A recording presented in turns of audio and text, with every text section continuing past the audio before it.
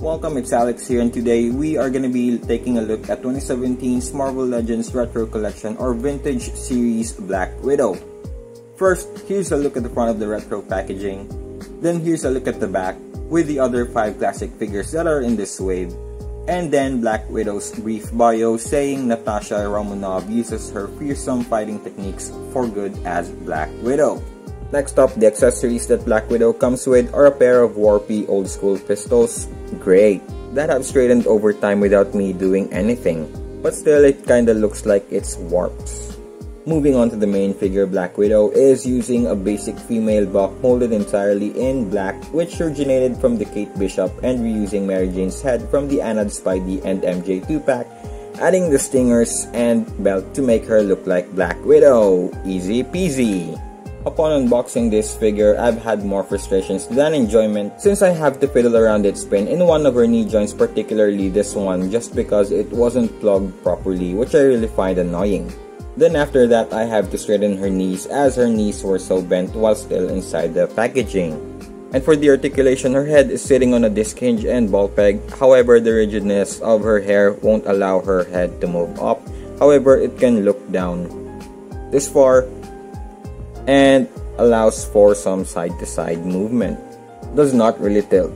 And then her arms can rotate, can raise this high, has a single jointed elbow that can only bend 90 degrees. For her right wrist, it can hinge side to side, and then her left wrist can hinge up and down, both swivels. And then we also have diaphragm cut that can do a circular motion, no waist twist or waist articulation, can split this far, can kick back only this much, can kick forward this high, has a thigh swivel, double jointed knees, foot can hinge forward and back, and has a forward-facing ankle rockers. For height and size comparison, Black Widow stands at a little over 6 inches. Here's how tall Black Widow is compared to the astonishing Cyclops and Janice Vell. Then here's the classic Black Widow with her Deadly Origin white suit and her grey suit. And honestly, I still prefer the head sculpt for the Deadly Origin suit as well as her grey suit. Also, I know that anything Avengers right now is selling like hotcakes, but I couldn't justify why or how can scalpers sell these widows at inflated prices when you can easily kitbash this if you have any excess Marvel Legends figures or parts lying around. Like parts of this figure came from previously released Legends just cobbled up together to make this. So in an engineering standpoint, if I were to rate or rank them, my number 1 is the Deadly Origin Widow, followed by the grey suit, and lastly the classic Widow. If only this classic Widow isn't highly coveted, then I probably wouldn't have paid for it now in 2021 for the same retail price that it had in its release back in 2017. I just got lucky with this one cause scalpers are still selling this for $30 to $40 and up.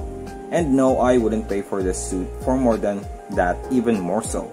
Having it on hand is much more of a need than liking this figure because I've been seeing this buck for most of the female legends that I have been collecting over the years.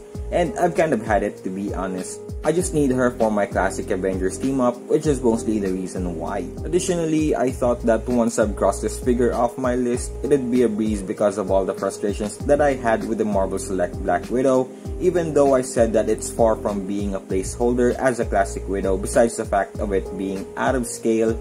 Well, it wasn't. With all that being said, would I still recommend purchasing this figure? Honestly, if it wasn't for the classic Avengers team up, I would have passed knowing what I know now that I have her. But whatever your reasons may be, justifying her purchase is entirely up to you. And that is that. Thanks for watching my review for the Marvel Legends Retro Collection Black Widow, and if you find this video informative, then don't forget to like and sub, and as always, I'll see you on the next video.